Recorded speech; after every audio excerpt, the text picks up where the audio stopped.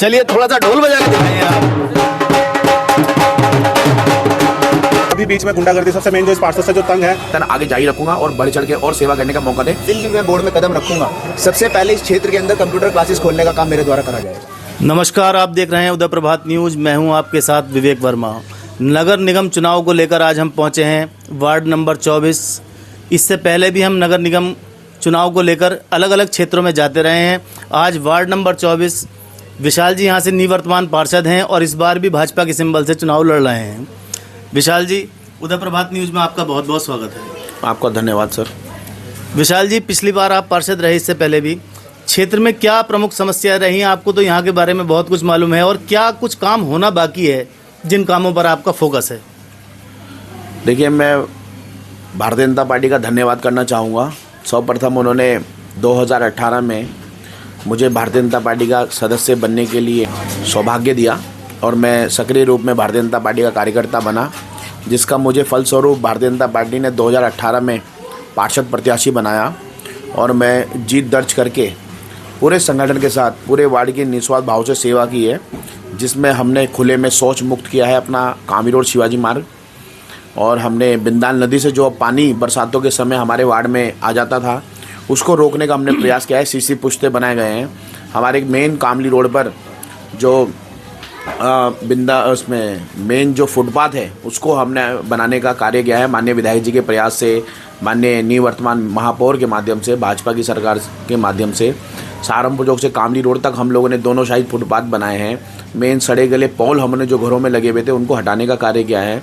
Main हमने धर्मशाला बनाई है, हमने गुरुद्वारा बनाया है और लोगों की पेंशनें लगाई हैं। सत्यापन का काम हमने निवास स्थान पे किया है। किसी वरिष्ठ बुजुर्ग को कोई 4 मंजिल ना जाना पड़े, उसके लिए मैं अपने निवास पे ही कैंप लगाया गया है और धर्मशाला में कैंप लगाए।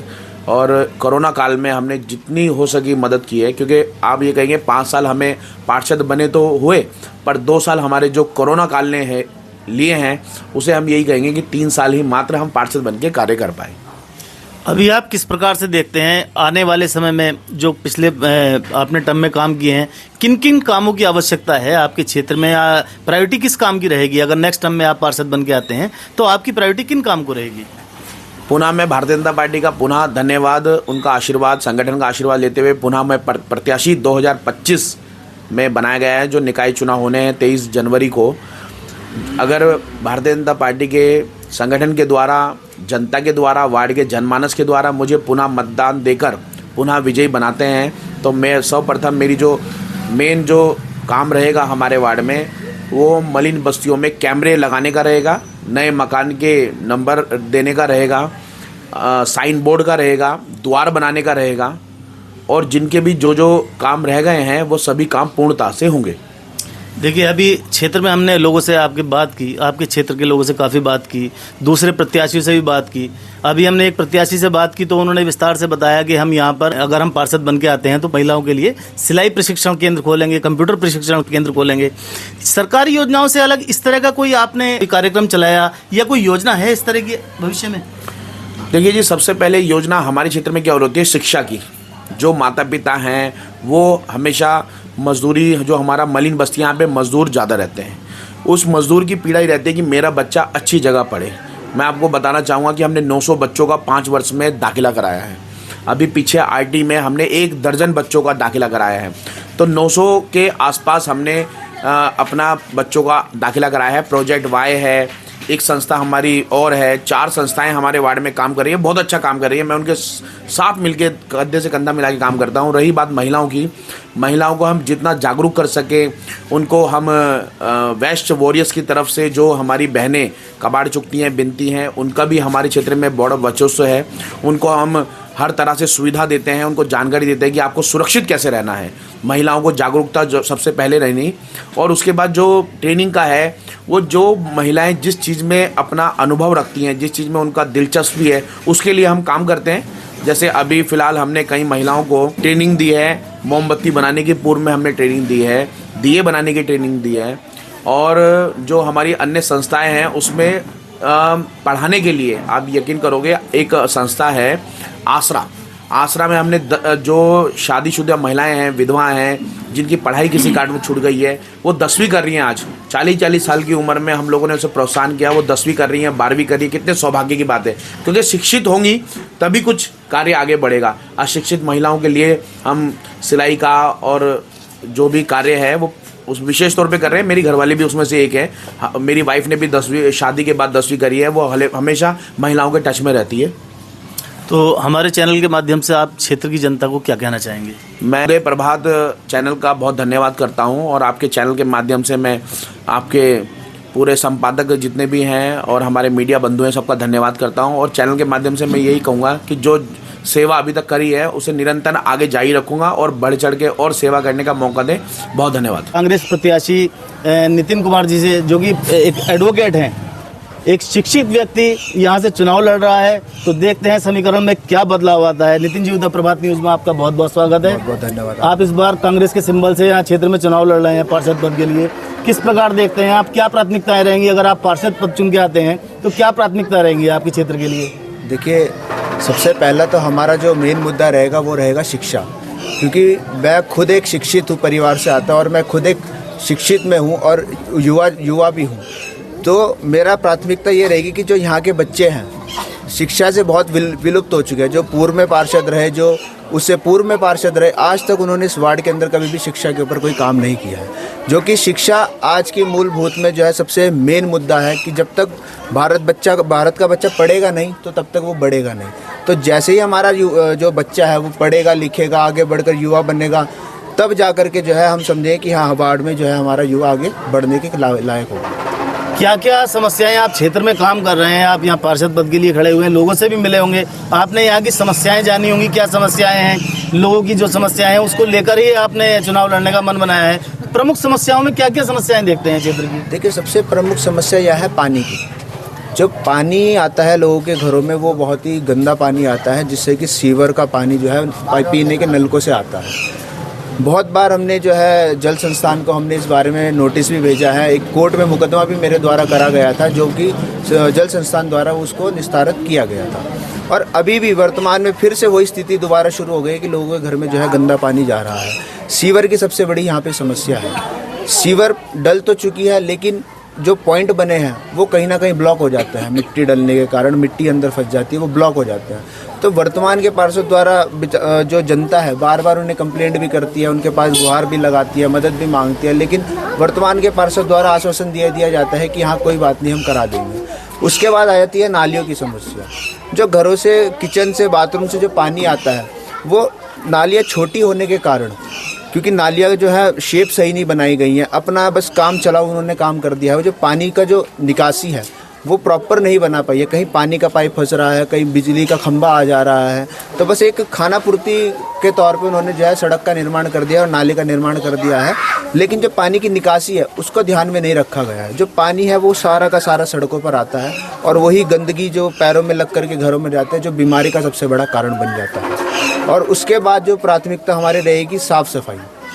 छोटी गलियाँ हैं, डोर टू डोर कूड़े की गाड़ी नहीं आ पाती है, तो हमारी प्राथमिकता ये रहेगी कि जो नगर निगम से हम रिक्वेस्ट करें कि ई रिक्शा, जो हाथ रिक्शा चलता है, जो ई रिक्शा चलता है, कि डोर टू डोर हमारा रहे, कि डोर टू डोर जाकर लोगों के घर से जो कूड़ा है, गंदा कूड़ा है, वो नगर निगम द्वारा जो है डोर टू डोर उठाया जाए। मैं आपकी बात रोक कर कहना चाहूँ, क्या यहाँ डोर टू डोर कूड़ा उठाने की गाड़ी नहीं आती है अभी? डोर टू डोर कूड़ा उठाने की गाड़ी आती है, लेकिन एक दिन में आ गई, कोई 2 दिन बाद आ गई, और उसके बाद जो गलियां छोटी है हमारी, वहाँ तक वो गाड़ी नहीं पहुँच पाती है।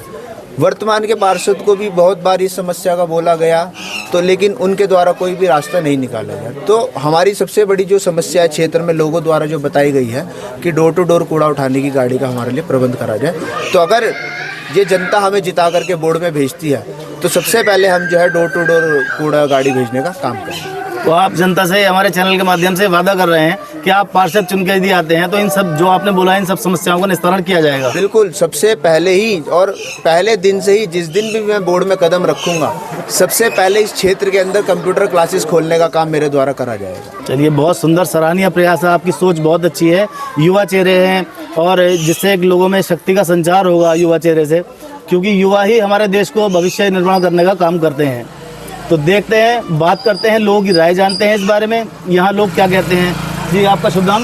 मेरा नाम बॉबी कुमार है। बॉबी कुमार जी, इससे पहले भी आप चुनाव में भी प्रत्याशी रहे हैं, कांग्रेस से लड़े थे आप, तो क्या चुनाव का क्या पिछले बारे में कुछ बताइए, क्या कैसा अनुभव रहा आपको? पिछली बार हम काफ़ी जनता का समर्थन रहा था हमारे साथ।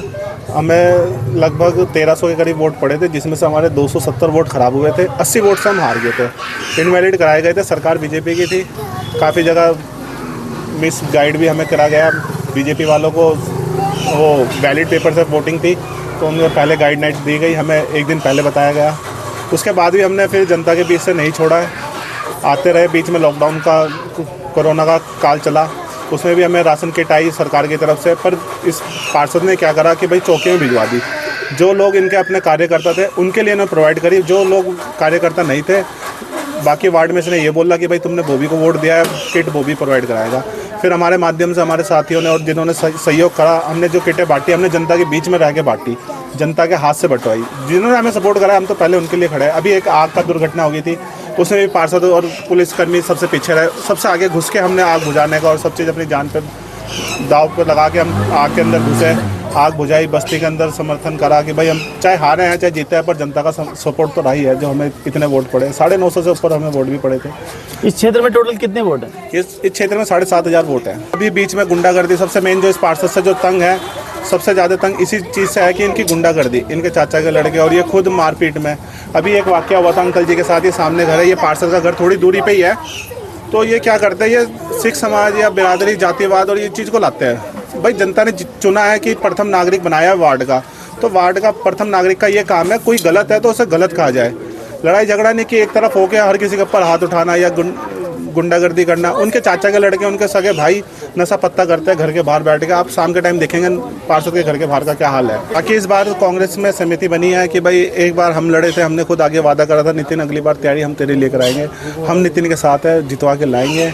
और जो जो वादे हमने पिछली बार करे थे, शिक्षा का और सिलाई केंद्र का, और भाई सबसे मेन है रोडों पे बैठ के नशा करना, ये चीज़ सबसे पहले हम बंद कराएंगे। जैसे जीत के आते हैं अगले दिन पुलिस की गश्त, और पूरे वार्ड को हम वाईफाई से कनेक्ट करा देंगे। हर चौक पे कैमरा होगा, जो गलती करेगा उस पर पुलिस कार्रवाई करेगी, चाहे हमारा कोई भी होगा, हमारे बंदे भी होंगे, उस पर भी कार्रवाई होगी। ऐसा नहीं है कि हम अपने बंदों के पक्ष करेंगे कि भाई हमारा बंदा है ये गलत नहीं है, पुलिस कार्रवाई होगी। जो गलत करेगा वो गलत भुगतेगा, गलत के साथ हम कभी भी नहीं खड़े होंगे। चलिए, अभी तक हम जैसे वार्ड में घूमते रहे हैं, पिछले एक सप्ताह से हम अलग अलग वार्ड में लोगों से घूम रहे हैं, लोगों की राय जान रहे हैं। इस वार्ड में आने के बाद हमें एक नई चीज़ देखने को मिली, पार्षद प्रत्याशी की सोच। इनकी सोच ये है कि यहाँ एक कंप्यूटर लैब का निर्माण कराया जाएगा, कंप्यूटर सेंटर खोला जाएगा, महिला सिलाई केंद्र का, जब अभी ने बताया महिला सिलाई केंद्र का यहाँ पे केंद्र खोला जाएगा, और यहाँ सफाई के लिए, नशे के लिए, मतलब कुछ अलग यहाँ पे आगे जानने को मिला है। बहुत अच्छी सोच है, युवाओं की सोच को लेकर आगे चल रहे हैं। और इस बारे में और लोगों से बात करते हैं कि उनकी क्या राय है।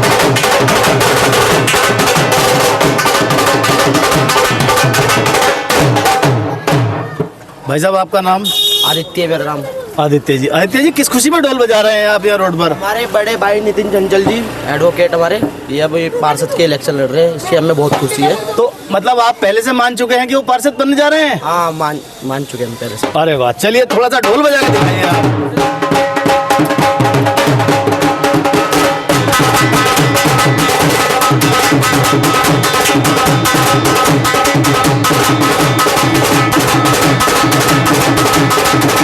यहाँ के वार्ड की जो समस्याएं हैं वो निरंतर बिगड़ी हैं।